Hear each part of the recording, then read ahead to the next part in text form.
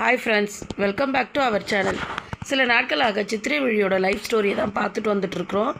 சித்திரை வீடி first குழந்த, இப்போ 2வது ப்ரெக்னெண்ட்டாக இருக்கிறா.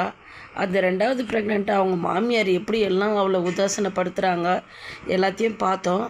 வாங்க இன்றைக்கி வீடியோக்குள்ளே போயிட்டு இன்றைக்கி என்ன நடக்குதுன்னு பார்க்கலாம்.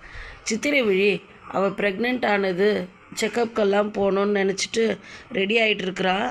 அவங்க ஹஸ்பண்ட் கிட்டே போய் சொல்லிவிட்டு, என்னங்க நான் இன்றைக்கி செக்கப்புக்கு போகணுங்க, ரெடியாகுங்க அப்படின்னு சொல்கிறா. அவனும் நான் வரமாட்டேன், வேணும்னா நீ செக்கப்புக்கு போகிறது இருந்தால் போய்க்கோ அப்படின்றாங்க.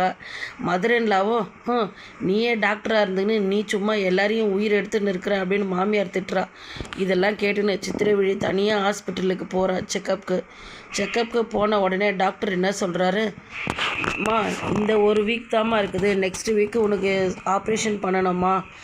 சரிங்க மேடம், நான் இப்போ என்னை தயார்படுத்திக்கிறேன்னு சொல்லிவிட்டு டாக்டரை பார்த்துட்டு செக்கப் எல்லாம் முடிஞ்சுட்டு வீட்டுக்கு கிளம்பி போய் எல்லாத்தையும் ரெடி பண்ணி எடுத்து வைக்கிறா. நம்ம இங்கே இருக்கக்கூடாது, நம்ம அம்மா வீட்டுக்கு போயிடலாம், டெலிவரி அங்கே போய் தான் பார்க்கணும்.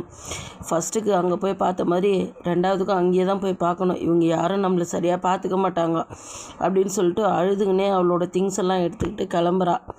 சரின்னு அம்மா வீட்டுக்கு போயிட்டு அங்கே போய், அம்மா இந்த மாதிரி டாக்டர் எல்லாம் என்னை செக்கப் பண்ணியாச்சு, நெக்ஸ்ட் வீக் எனக்கு ஆப்ரேஷன் பண்ணணும்னு சொல்கிறாங்கம்மான்னு சொல்கிறா.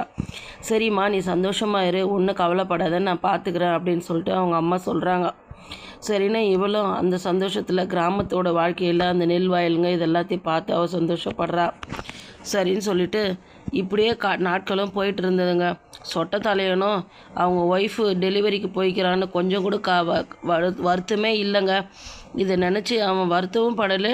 டெய்லி ஒரு ஆளை கூப்பிட்டுட்டு வந்து ட்ரிங்க்ஸ் பண்ணிகிட்ருக்குறாங்க. இதனோட தொடர்ச்சி நம்ம நாளைக்கு பார்க்கலாம். பாய்.